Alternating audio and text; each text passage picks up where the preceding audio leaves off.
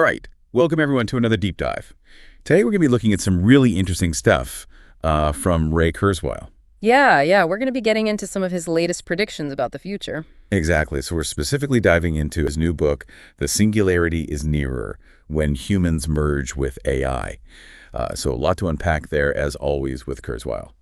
Lots of really dense and rich material in this book, so we're going to try to distill it down to some of the key insights and predictions and really figure out what Kurzweil is trying to tell us about where humanity and technology are headed in the coming years. Yeah, absolutely. So just a reminder, we're going to be going through some pretty big ideas, but our goal is to keep things concise and as clear as possible, even when we're dealing with these super complex topics. So hopefully you'll walk away feeling like you've got a good handle on some of these really fascinating ideas. Yeah, and hopefully you'll come away with some new perspectives to think about. Okay, so let's jump in.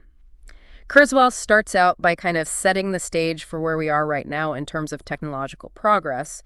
He talks about these distinct epochs of development and argues that we're already in the fourth epoch. So this is where technology is already starting to surpass human understanding in certain areas. And he predicts that we're going to transition to the fifth epoch around the year 2029, which he marks as the point when artificial intelligence passes the Turing test. Now, that's a really interesting one, right? Yeah, the Turing test, where a machine can essentially fool a human into thinking it's another human, it's been this long-standing benchmark for AI. But what's fascinating is that Kurzweil takes it a step further. He suggests that in order to truly pass the Turing test, an AI might actually need to intentionally appear less intelligent in some areas. Almost like playing dumb, kind of holding back its capabilities to avoid being too obvious.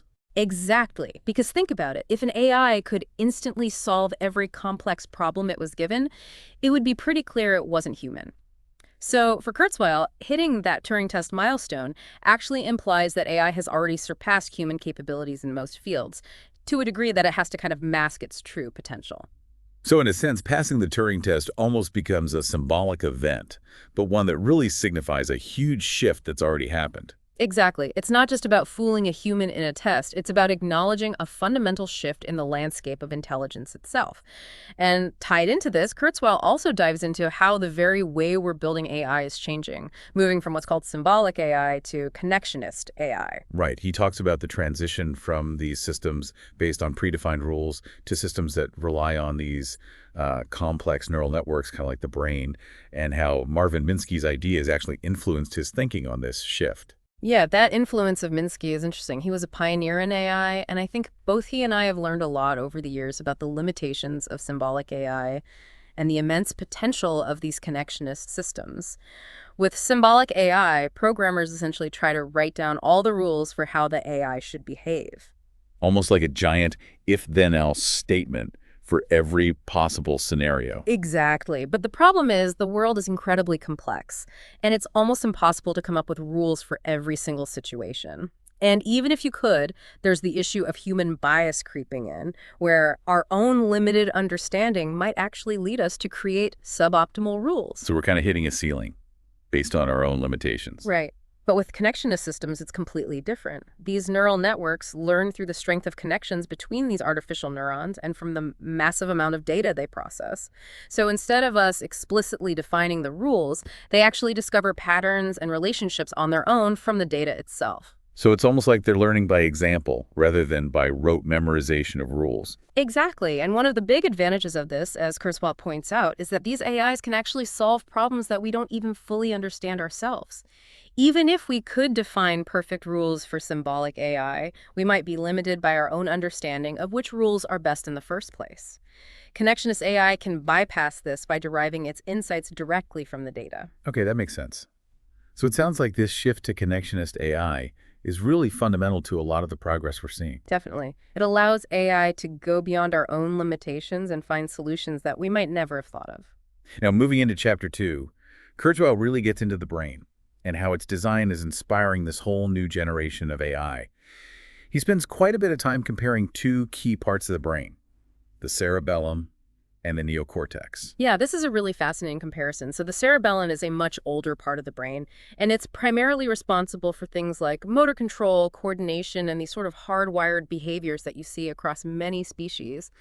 Right, he gives the example of how different breeds of mice will instinctively dig burrows of specific lengths and points out that these sort of fixed action patterns are largely driven by these older brain structures. Exactly. It's almost like a set of pre-programmed routines. But the neocortex, which means new rind, that's the much newer part of the brain, really only found in mammals.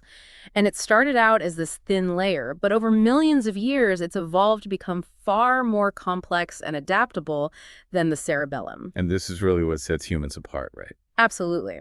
Unlike the cerebellum with its specialized modules, the neocortex works as a more integrated whole. So instead of just following a fixed set of rules, it's able to learn and adapt to new situations incredibly quickly. Kurzweil even talks about the neocortex being responsible for this capacity to invent new behaviors within days or even hours. So that's like learning a new skill or figuring out a solution to a new problem, something that no other species can really do at the same level of sophistication. Right, and it's this flexibility that allows for all these uniquely human capabilities, like language, music, humor, science, technology, all of that stuff. It's really the foundation of everything that makes us human. And he connects this back to AI by pointing out that the neocortex has this hierarchical structure, similar to the deep layers in these artificial neural networks. Exactly. So just like those deep networks, the neocortex uses these stacked layers to process information. It starts with raw sensory input, and then each layer kind of builds upon the previous one, creating higher and higher levels of abstraction.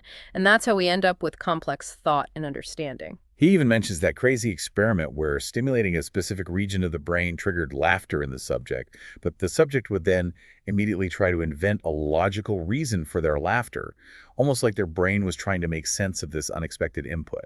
Yeah, that experiment is a perfect example of how the neocortex is involved in constructing meaning, even for something as seemingly simple as laughter. It's constantly trying to make sense of the world and create a coherent narrative.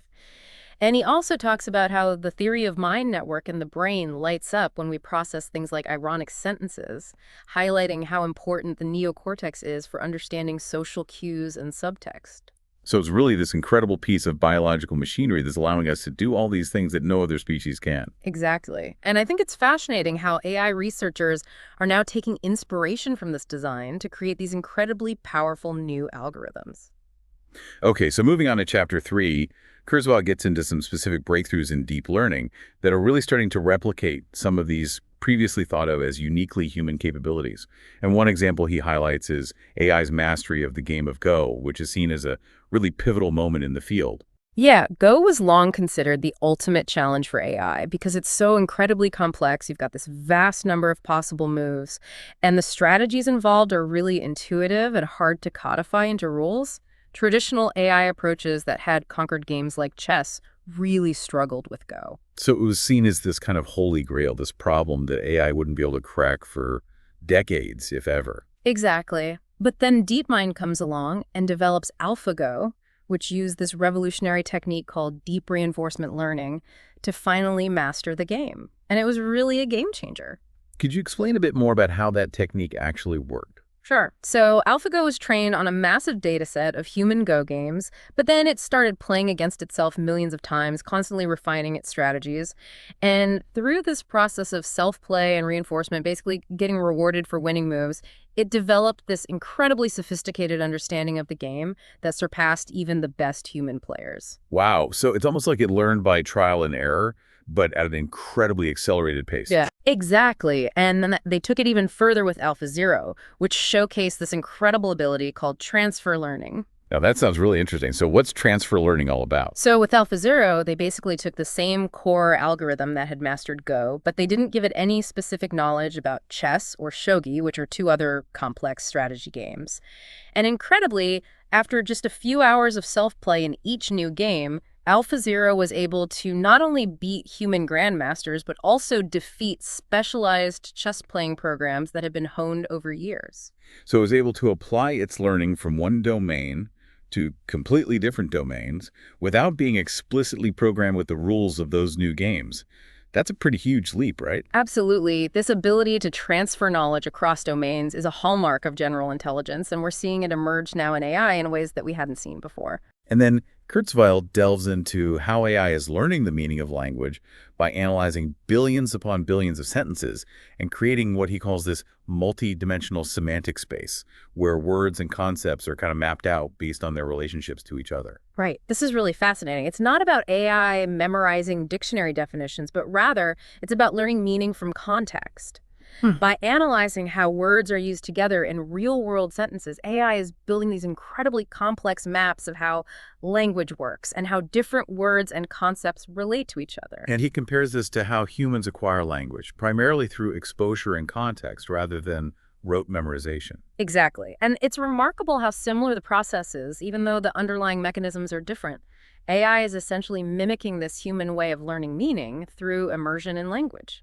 And AI's ability to make associations is expanding beyond just the written word, isn't it? Yeah. Kurzweil points to OpenAI's CLIP project as a really cool example.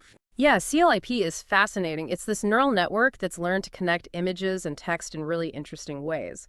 So it can recognize that a photo of a spider, a child's drawing of Spider-Man, and the written word spider are all related to the same core concept. It's essentially bridging the gap between different modes of representation, visual, artistic, and linguistic, and that's a pretty huge step forward in AI's understanding of the world. And he even brings up polymny, which is combining this kind of high-level reasoning with a physical embodiment in a robot. So now we're talking about AI that can not only understand language, but also act on those instructions in the real world. Yeah, polymny is a great example of how AI is moving beyond just the digital realm. The example he gives is of polymny being asked to retrieve a bag of chips from a drawer, and it's actually able to navigate a real kitchen, open the drawer, and find the chips. It's combining complex reasoning with physical action, and that's a really significant step forward. Okay, so lots of exciting progress happening there. Now in Chapter 4, Kurzweil zooms out a bit and looks at the bigger picture of the computational power driving all of this progress. And he brings up that interesting anecdote about the debate he had with Marvin Minsky back in 1993 about when a computer would reach human-level intelligence. This was back in the Pentium era, right? Right, the Yeah. early 90s. And that debate really highlights how much things have changed in a relatively short time. I think both Minsky and I underestimated the importance of raw computational power for enabling the breakthroughs we're seeing now. I was perhaps overly focused on the software side, while Minsky, being a champion of symbolic AI, didn't fully grasp the potential of these connectionist systems. So both of you were kind of missing a piece of the puzzle. Exactly. But the connectionist breakthroughs that have happened in recent years have really driven home the importance of sheer computational power.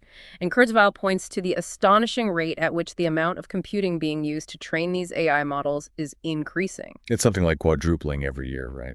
Yeah, it's absolutely mind-boggling. And it's this exponential growth in compute that's fueling a lot of the progress we're seeing. But even with all this progress, Kurzweil still acknowledges that there are some key areas where AI still falls short compared to human intelligence. Right, he talked about things like contextual memory, common sense reasoning, and social interaction. Those are definitely some of the big challenges remaining. Contextual memory, being able to retain and utilize information from long stretches of text or extended conversations, still faces computational hurdles because of the sheer number of potential relationships between ideas. Common sense, that vast implicit understanding of how the world works that we humans just seem to pick up from experience, is still really hard to replicate in AI systems. And then there's social interaction, which involves all sorts of subtle cues and emotional nuances that AI is still struggling to grasp. He even mentions that GPT-4, which is one of the most advanced language models out there right now, still has limitations when it comes to really long contexts. Yeah, despite its impressive abilities, GPT-4 still has a finite memory window, and remembering and integrating information from really long documents or conversations is still computationally demanding. But he also highlights some promising developments in AI's ability to understand others' mental states, what's called theory of mind. So things like models being able to answer questions about what other people are thinking or feeling. Exactly. And that's a crucial step towards more natural and nuanced social interaction. So overall, Kurzweil is incredibly optimistic about the future of AI, and he bases this on the convergence of three powerful exponential trends.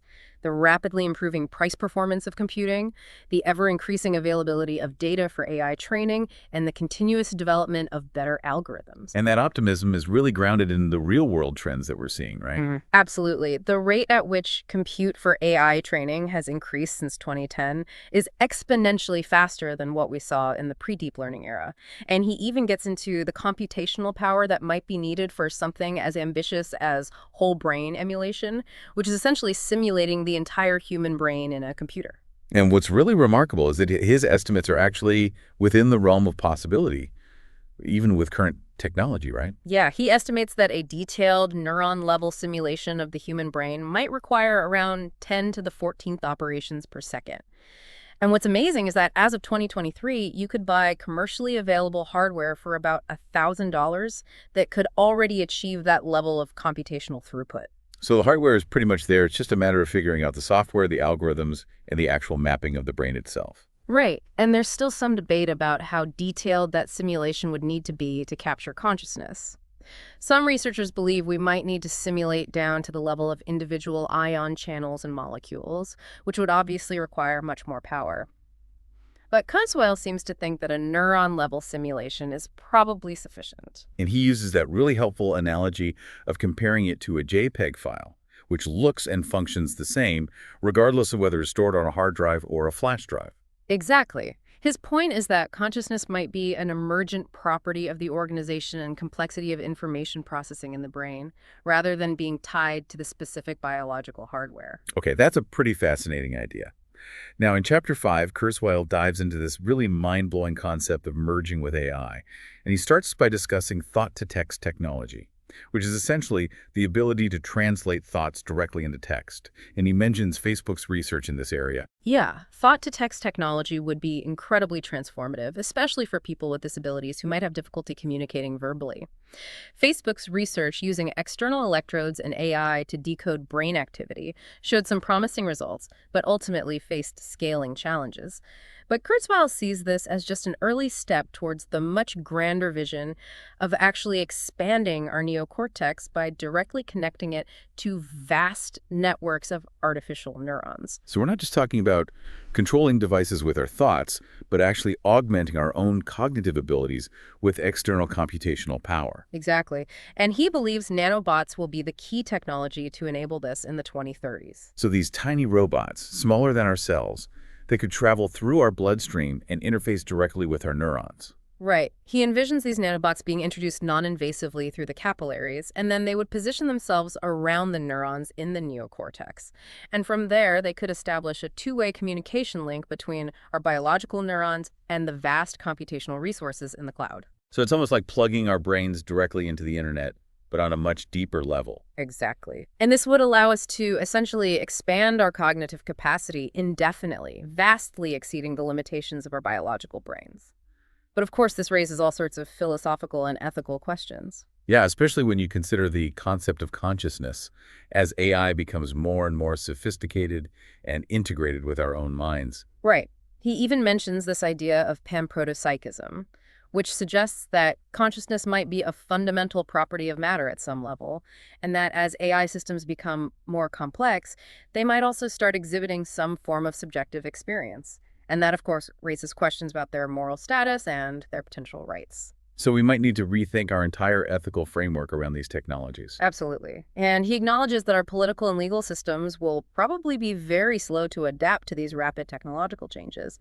So he puts the onus on the developers and researchers to really think carefully about the ethical implications and to establish strong guidelines for responsible AI development. Okay, so lots to ponder there. Now, in Chapter 6, Kurzweil takes on the really big questions around free will, determinism, and how the seemingly random complexity of the universe might arise from some underlying set of rules. Yeah, these are questions that have puzzled philosophers for centuries, and they become even more relevant in the age of AI. Because if we're essentially biological machines, and our thoughts and actions are determined by the physical processes in our brains, does that mean we don't really have free will? It's a tough question. And even if we factor in the randomness we see at the quantum level, it's not clear if that translates into the kind of intentional free will that we usually think of.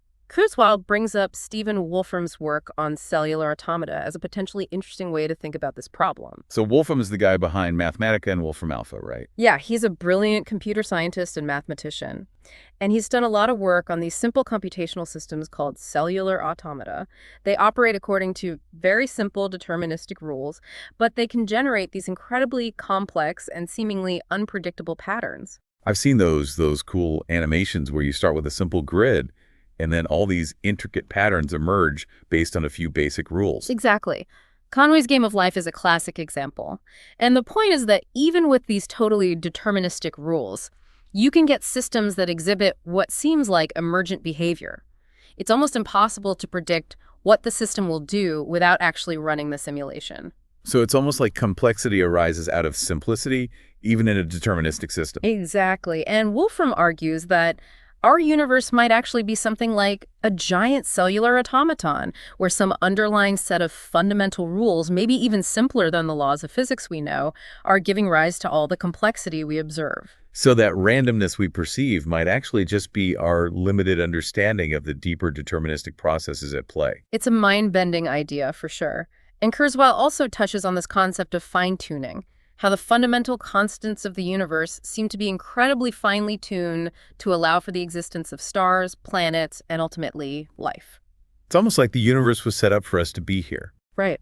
And he also brings up the prevailing scientific theory of abiogenesis, the origin of life from non-living matter, which is another seemingly improbable chain of events that had to occur for us to exist. But he ultimately comes back to his core belief that consciousness isn't dependent on some mystical quantum process, but rather it arises from the complexity of information processing in the brain, much like that JPEG file we were talking about earlier. So he's not saying that consciousness is some simple thing, but rather that it's an emergent property of complex systems, regardless of whether those systems are biological or artificial. Exactly. It's the organization and the interactions, the patterns of information that seem to be key. Okay, that's a really profound idea. Now, in the final chapter, chapter 7, Kurzweil shifts the focus towards the exponential nature of technological progress and this concept of a brighter future driven by what he calls the law of accelerating returns, or LOA. This chapter is really where Kurzweil lays out his optimistic vision for the future. And he argues that LOR applies specifically to technologies that enhance our ability to work with information, to store, process, and communicate it. So things like the printing press, computers, the internet, all these technologies that have drastically accelerated the pace of innovation. Exactly. And Moore's law, that famous observation about the doubling of transistors on a microchip every couple of years, is really just one specific example of this broader trend. And he talks about how humans have this innate negativity bias, where we're naturally drawn to bad news and threats, which can make it hard to see the big picture of progress that's happening. Yeah, it's like our brains are wired to focus on the immediate dangers, even when the long-term trend is positive. Right. He gives some really compelling historical context, showing how things like GDP per capita remain stagnant for centuries, and then in the last couple hundred years, we've seen this dramatic acceleration in progress.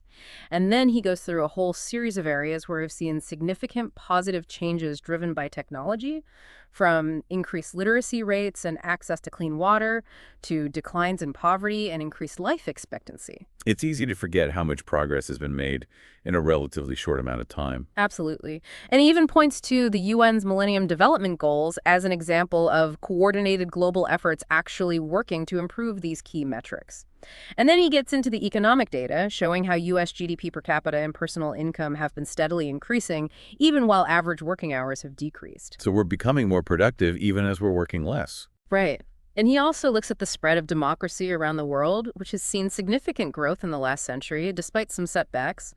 And then, of course, he comes back to computing power and how traditional economic metrics like GDP often fail to capture the true value of things like free information services like Wikipedia. So we might actually be underestimating the true rate of progress. Exactly. And he highlights some promising trends in areas like renewable energy, with the rapidly declining costs of solar and wind power and energy storage technologies like lithium-ion batteries. He even talks about this cool water purification machine called the Slingshot that can produce clean water from almost any source using very little energy. Yeah, that's a potentially game-changing technology for addressing water scarcity in many parts of the world.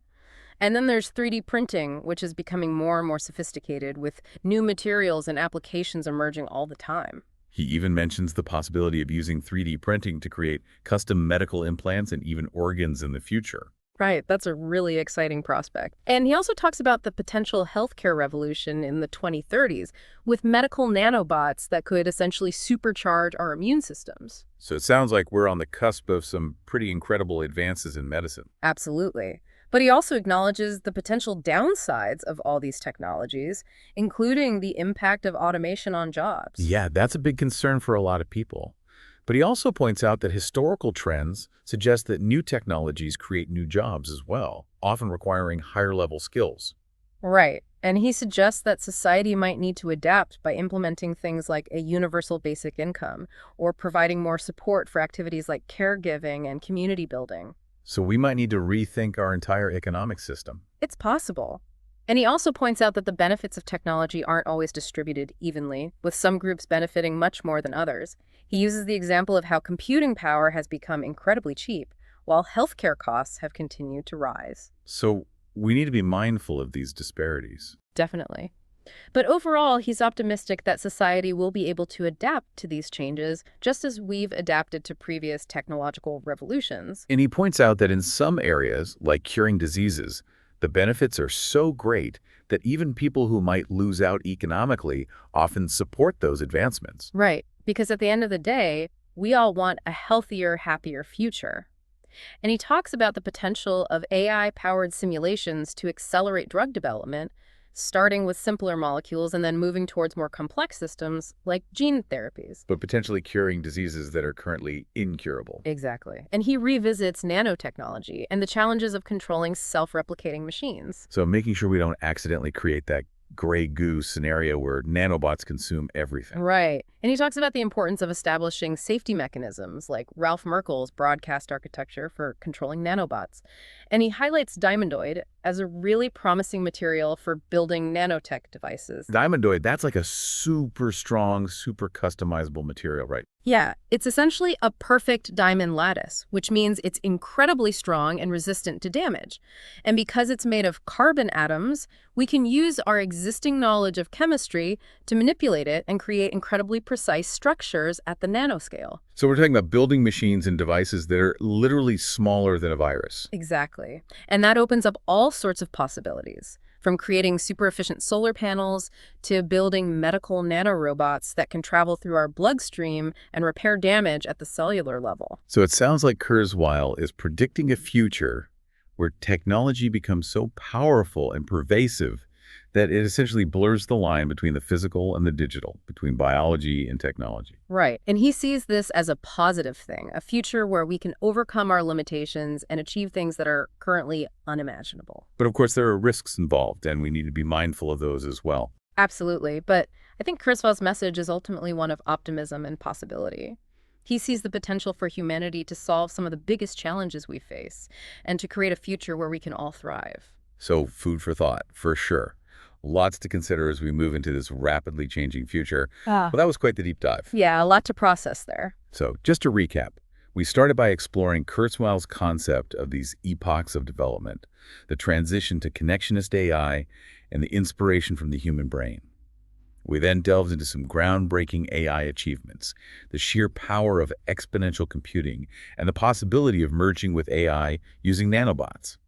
We also touched on the profound philosophical questions around consciousness, free will, and the fine-tuning of the universe.